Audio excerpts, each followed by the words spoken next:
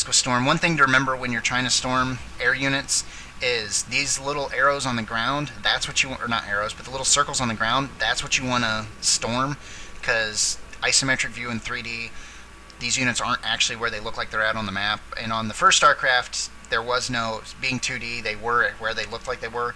But like I said, 3D, they're not really where they look like they are, so you actually need to target the little yellow circles on the ground to hit them, which is kind of weird at first, and one of the reasons why I didn't use Sonic Storm.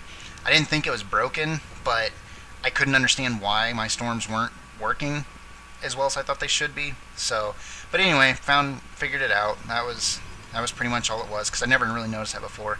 Either way, a bunch of photon cannons, a few photon cannons coming down in the bottom. He's got 5 being spawned up top, or 4 in a gateway. Check the production tab again.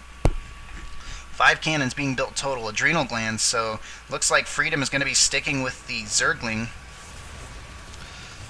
And they come in, and Zergling are pretty good against cannon that are trying to warp in. So we'll see what happens, how long it takes Maligan to respond. Here comes the Templar again. Templar, the ruiner of Zerg armies. And he gets the storm off, but I don't think he's going to be able to hold it. Is the Nexus going to go down? It looks like it is. The Nexus is probably going to go down. Mutalisk trying to dodge storms, and the Nexus goes down. That's it. So he's going to have to rebuild the Nexus, which that's a pretty big loss, especially since he's got this... Freedom does have this expansion up, or well, he's got access to that, and I don't think, we'll check again. But yeah, Maligan hasn't scouted this. He hasn't scouted much at all. So, as far as he's aware, the only base he knows for sure of is this one. I'm sure he knows of this one too, just because when he destroyed the rocks and saw the creep and everything. But he didn't actually get up there. And Freedom, oh, he's got a Roach here, which again, Roaches they buffed him again, kind of, after nerfing him. So I don't know if they're balanced now. I don't know. Either way. As far as what he can see, he knows about all of this stuff, so he was able to find everything, scouting up here, make sure there's not a base going on up here too. And here we got some Corruptor coming in, and Corruptor now have a corruption ability where they can basically, yeah, you can read it, covers the target unit in acidic spores.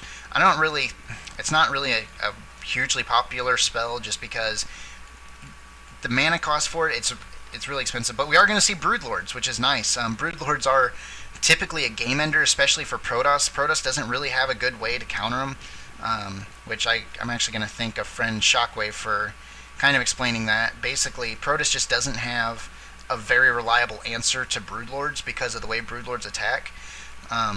Firing Broodlings at the ground, or firing Broodlings at the units, and the only real counter they would have would be in the air. Obviously, they're going to have Corruptor because they have to have Corruptor to make the Broodlords. Either way, it might be a bad deal. But this looks like it's going to be a big battle. A bunch of Archon coming. And Archon are pretty good against Zerg all around, especially since they do plus damage to biological. And that's a lot of damage to be... And everything from Zerg is biological. Even the buildings are. So Archon are pretty much Zerg killers. But you can see up here the Broodlords coming... And Broodlords, this is their strength. They've got so much range, 9.5 range. They can sit there and fire these Broodlings all day. Eventually that cannon's going to go down.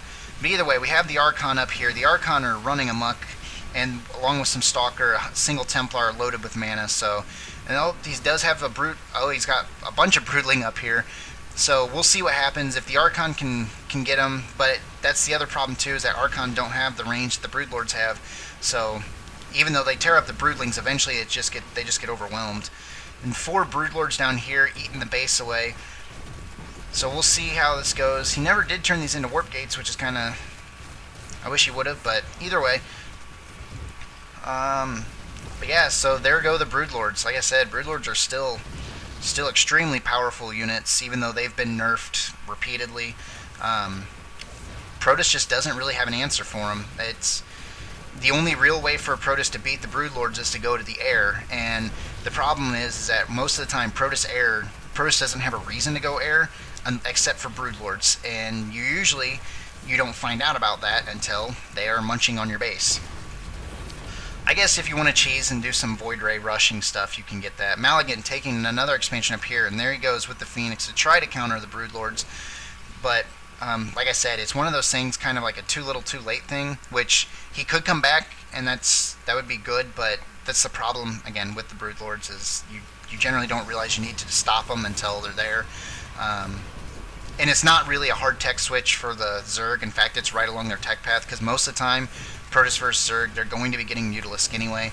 So all you do is you get your Hive, and then you just start turning Corruptors into Broodlords. But here come the Phoenix. They're going to try to take them out. Freedom doesn't realize, oh, here come the Corruptors. The Corruptors move right past the Phoenix. The Hydralisk don't, and the Hydralisk are going to stop the Phoenix from being able to kill the Broodlords. And the combination of Corruptor, yep, Corruptor are now up here. They're going to stop the Phoenix from coming out. Mutalisk are up here too. So the whole time, Broodlord's down here getting stormed. I think Storm, I don't know if it actually says your range or not. That one died. So Storm having, oh, there goes a good game. Saying it's over. I can't see. Nope, doesn't say what the range is. But that is it. So looks like Freedom won. Yep, and there you go. Should have made air. Good game. So hopefully you all enjoyed this. This is my first live cast. I'm sure I made a few mistakes, but like I said, I'll get better as we go along. And what would really help me out is if you guys had me invited me to start casting something for what you're doing. Tell friends about the channel. Tell people I'm willing to cast whatever. And I just want to get some experience. It's just fun. Good to go. But either way, good game, good Protoss versus Zerg, and I will talk to y'all later.